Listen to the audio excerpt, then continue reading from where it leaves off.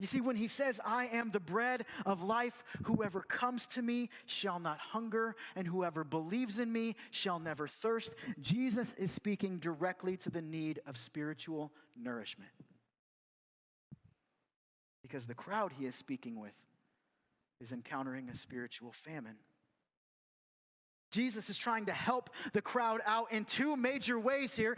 He's challenging their misplaced priorities, and he's calling their distant hearts, both of which play a major role in a spiritual famine. We're going to look at both of those spiritual conditions today. The first one, misplaced priorities. You see, what Jesus is trying to do here, he's trying to help the crowd see that the eternal is always greater than the temporary. The eternal is always greater than the temporary. Because they've been functioning under the temporary is far greater than what is eternal. Jesus is speaking with a spiritually ignorant crowd, and as their pursuit of Jesus is correct, their motives behind their pursuit are wrong. They want Jesus to satisfy an immediate need. They're hungry again. They watched as Jesus took a boy's lunch and turned it into a feast for thousands, and they want that similar need to be met again today. They want Jesus to provide for their physical appetite, but they have paid no attention to the spiritual appetite. The crowd is looking for a miracle for all the wrong reasons. They're not looking for life change. They're looking for circumstantial change. Jesus is offering them a gift.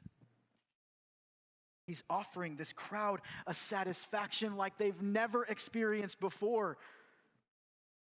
And maybe some of us can relate to this. I know we've been kind of dogging the crowd so far, like, oh man, the crowd got it all wrong. But if we were there, man, we'd fit right in. We would fit right in. We'd be seeking all that bread. The crowd is looking for their stomachs to be filled. Jesus is looking for their lives to be changed. The crowd wants Jesus to perform. Jesus wants the crowd to transform. The crowd is pursuing Jesus for personal gain, but Jesus challenges the crowd to pursue him for spiritual gain. Maybe that sounds a little bit like our stories too. Their pursuit of Jesus is right, but their motives are wrong.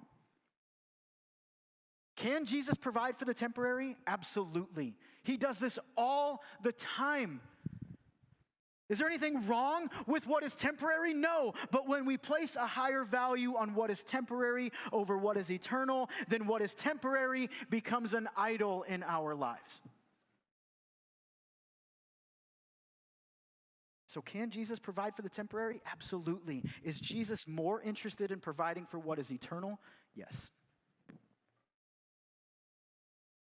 Symptom one of a spiritual famine is misplaced priorities. Symptom two is a distant heart. There's a lack of connectivity with Jesus here that the crowd is interacting with. See, Jesus makes several clear and bold statements with the crowd, but his cornerstone statement, I am the bread of life. Whoever comes to me shall not hunger. Whoever believes in me shall never thirst. The second half of verse 35 talks about coming to Jesus, talks about believing in Jesus. With this kind of connection to Jesus, they would lack nothing. It's at this point where Jesus is wanting them to make a connection with him. He's asking for their allegiance here. You see, Jesus recognizes their hunger and thirst for something far deeper and far greater than what physical food can provide. But the crowd's distant hearts have blinded them from their greater need. This is why a distant heart from Christ is so harmful. It blinds us to the needs that we really have. Jesus is telling them to come to him, to believe in him, and they will have every need met, but they are functioning with distant hearts. There's a lack of connection to Jesus. And this is a great example. This crowd is a great example of what a distant heart looks like. Because the crowd, they can identify what Jesus has done for them, but they're not interested in diving in a relationship with him. That's a distant heart. There's a difference from knowing what Jesus has done for me and knowing how Jesus is transforming me. But Jesus came so that the distant hearts can be drawn in close. I think it's really interesting here in our scripture today. I think it's really interesting here that this crowd comes with just some of the worst questions ever. Quoting scripture back to Jesus, nope, not a good idea. They're searching for him, that's great, but they come with the wrong questions, the wrong motives, and what does Jesus do? He invites them in closer. You don't have to have it all figured out to come and see Jesus. You just don't.